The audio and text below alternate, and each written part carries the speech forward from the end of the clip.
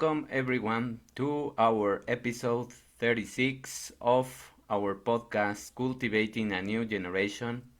In our section of Drops of Wisdom, today we are going to discuss, reflect, and analyze the book How Not to Diet by Michael Greger.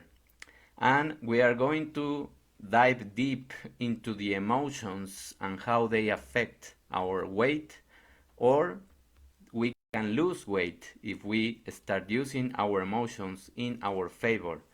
So we have known for a long time that it is more important to control our emotions than the way we are eating in terms of restricting diets. We know now that our permissive emotions that are constantly being triggered by stimuli are going to prime you to develop an addiction to certain kind of foods. And many times we know that many food companies, use a lot of tricks to hack you from your own metabolic needs and start giving you more calorie dense food.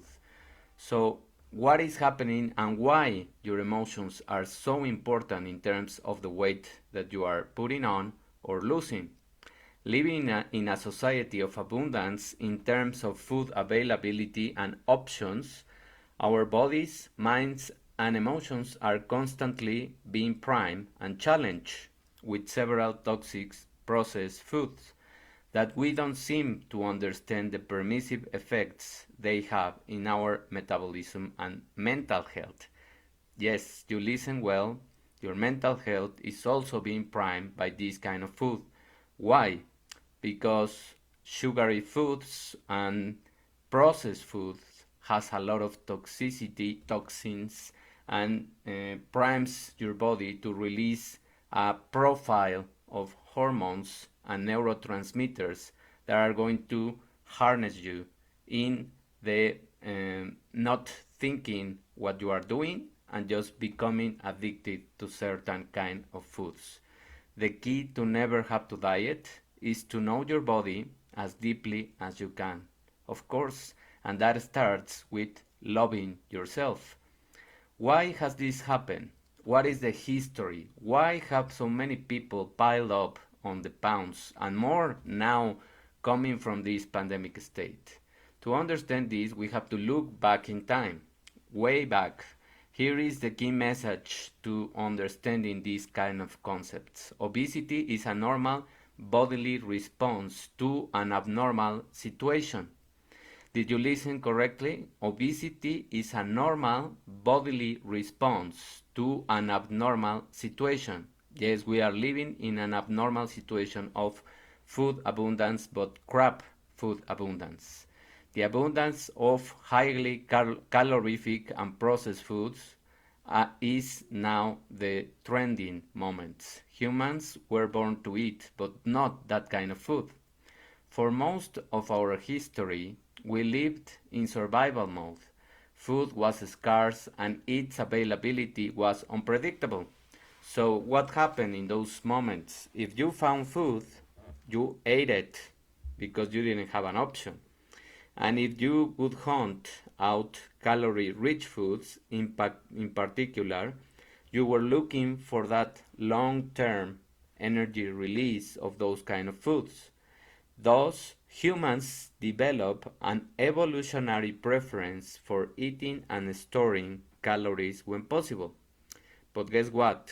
As I spoke in the episode of epigenetics, which was 2 episodes ago, I told you that we can reprogram our genes, and that is something that we have known for the past more than 50 years now.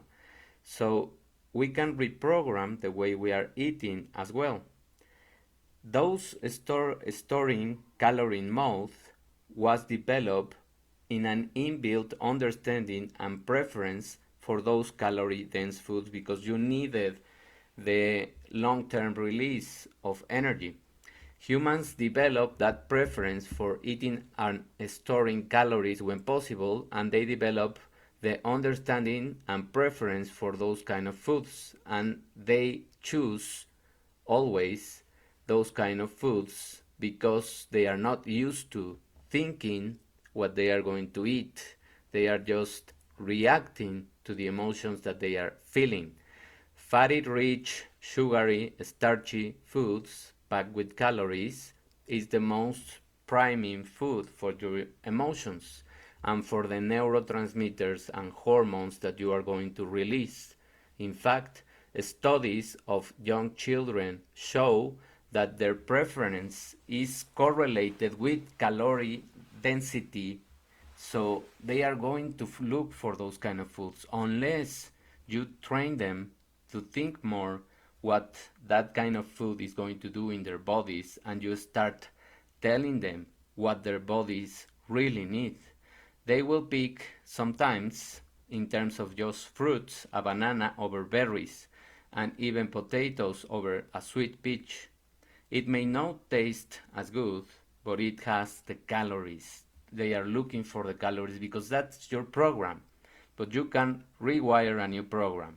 What was the necessity for millennia is a problem today. So our biology is still built for scarcity, but our environment is a land of plenty of food. Obesity rates have increased in the last 100 years, but not in a stable, gradual way. Something strange happened in the decade of the 70s. Obesity rates suddenly shot up, not just in United States, but in wealthy developed nations around the world. Why? Because these food companies, the food industry and drink industry, would like us to think, because we are moving less, that we need those kind of density foods. PepsiCo once claimed that if all consumers exercise, obesity wouldn't exist, which we know that that is just plain wrong. A detailed review of scientific literature is clear. Researchers have decisively concluded that calorie intake is a far bigger problem for obesity than a lack of exercise. So what changed from the 70s to today? The modern food industry is giving us more calories than the ones that we need. So let's go back to the 60s, where most food was cooked on your home. But starting in the 70s, technological advances and the manufacturing, preserving, and packaging of the food enabled big businesses to prepare and distribute ready to eat food more easily. And all of those chemicals that are additives, preservatives, and all of the range of chemistry that they know it can last almost forever make the food even like plastic many times. Let's take, for example, the Twinkie.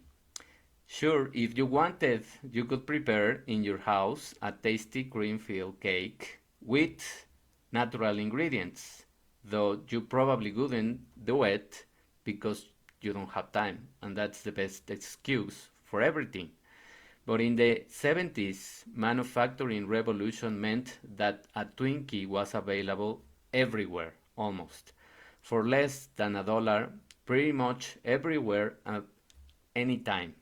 In short, since the 70s, we have been surrounded by crap. Yes, you heard correctly. Crap food is calorie rich and processed food. Those are the abbreviation or the fast name that you can associate every time you are being primed to eat that kind of food. Food companies have been producing more calories and we have been consuming them. We have been giving them the pleasure of making them more millionaire, getting fat as a consequence, and also priming our mental health a lot. By the turn off of the millennium, the United States produced 3,900 calories a day for every citizen. A big part of the problem is that healthy produce like canned beans or tomato paste just isn't very profitable for a big business. In contrast, value-added processed products like potato chips are extremely profitable.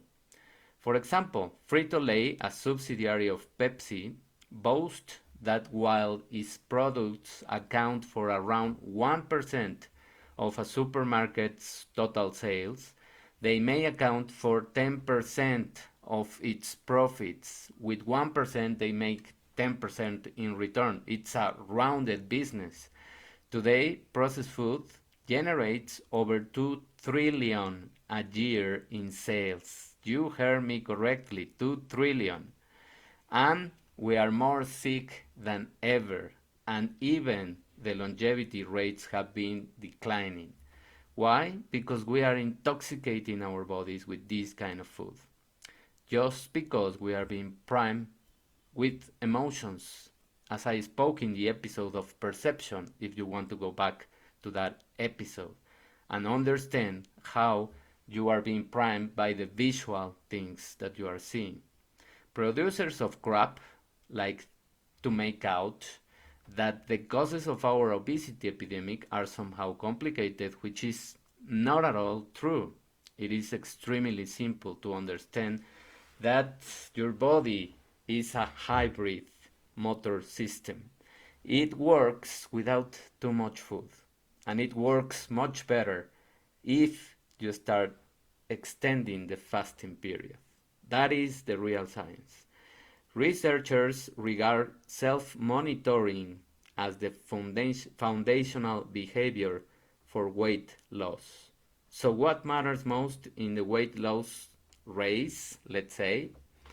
Your mind and your will to love yourself more than the emotions that you have been primed to feel.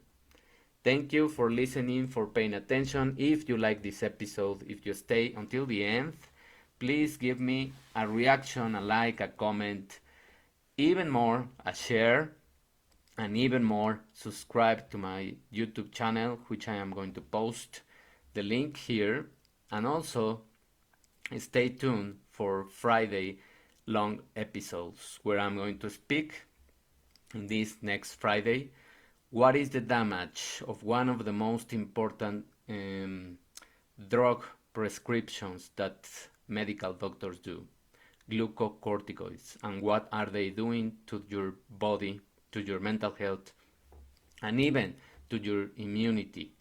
Thank you very much for your attention. Have a wonderful afternoon, rest of the week, and we will listen to each other this Friday in recorded version and next Wednesday in live. Thank you. Bye.